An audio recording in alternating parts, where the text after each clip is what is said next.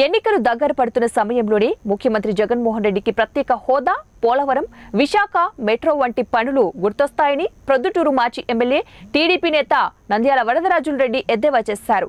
అధికారంలో ఉన్న ఇన్ని సంవత్సరాలలో కేంద్రం వద్దకు వెళ్లి రాష్ట్ర అభివృద్ధి కోసం ముఖ్యమంత్రి జగన్మోహన్ రెడ్డి చర్చించలేదని, కేవలం తన కేసుల విషయం కోసమే ఢిల్లీ పెద్దల వద్దకు వెళ్లి మాట్లాడుకుంటున్నారని ఆరోపించారు. జగన్మోహన్ రెడ్డి అధికారాన్ని అడ్డు పెట్టుకుని తనపై ఉన్న కేసులకు సంబంధించి ఒక వాయిదా కూడా హాజరు అవ్వకుండా ఉన్నారన్నారు. రాష్ట్రంలో ఏ పార్టీ అయితే అధికారం చేపట్టబోతోందో ఆ పార్టీతోనే కేంద్రం పొత్తులు పెట్టుకుంటుందని వరదరాజుల రెడ్డి విమర్శించారు.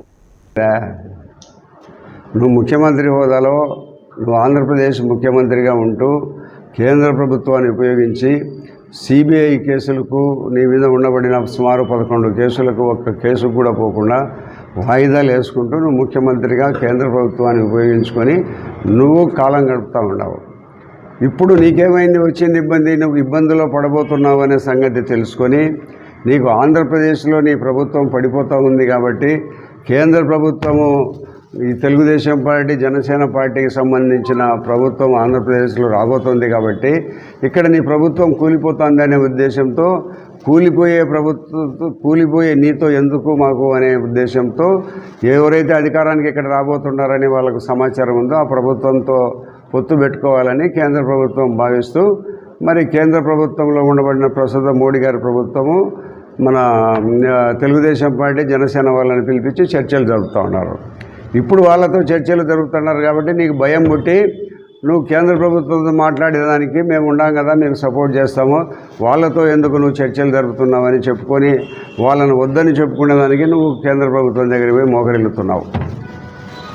నిన్న వాళ్ళ దగ్గర పోయి మోకరిల్లేదంటే భాగంగానే నువ్వు పోయినావు, వాళ్ళను పోయి చాలా ప్రాధాన్యపడినావు. నేను మీ గత 5 సంవత్సరాల నుంచి మీకు సపోర్ట్ చేస్తున్నాను, మరి అటువంటి పరిస్థితుల్లో గతంలో కూడా మళ్ళీ రాబోయే పరిస్థితుల్లో కూడా నేను మీకు సపోర్ట్ చేస్తాను, నిన్ను ఎందుకు వాళ్ళతో మీరు పొత్తులు పెట్టుకుంటారని నాకు చాలా ప్రాధాన్యపడడం జరిగింది. అయినప్పటికీ కూడా ఇక్కడ ఈ జగన్మోహన్ రెడ్డి గారి ప్రభుత్వం ఇక్కడ పడిపోతూ ఉంది, కూలిపోతుంది అనే ఒక ఆలోచనతో వాళ్ళు కూడా ఎవరైతే అధికారంలో ఉంటారో వాళ్ళనే కావాలని కోరుకుంటున్నారు.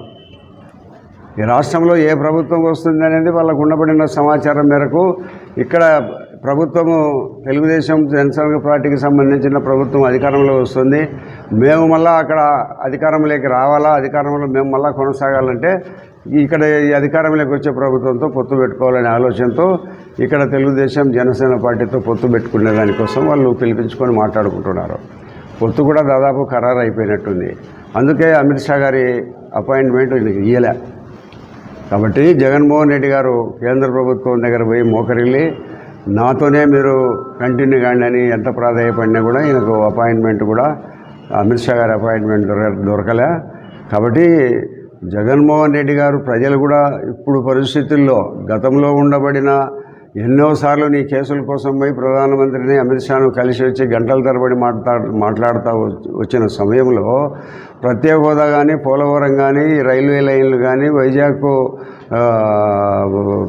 రైల్వే విస్తరణ కానీ వీటన్నిటిని ఏం పట్టించుకోకుండా ఇప్పుడు అవసాన దశలో ఇప్పుడు ఏముంది, నువ్వు ఏం సాధించేది ఏముంది? ఇప్పుడు అయిపోయే దశలో నువ్వు పోయి మాట్లాడుతున్నావంటే ప్రజలకు ఏదో ఊరికే నువ్వు ఏదో నేను పోయి చేస్తాను, నేనంతా ఇవన్నీ అడిగేదానికి పోయినానని చెప్పినా కూడా ఎవరు ఏ ఒక్క ప్రజ కూడా నీ నమ్మే పరిస్థితులు లేరు.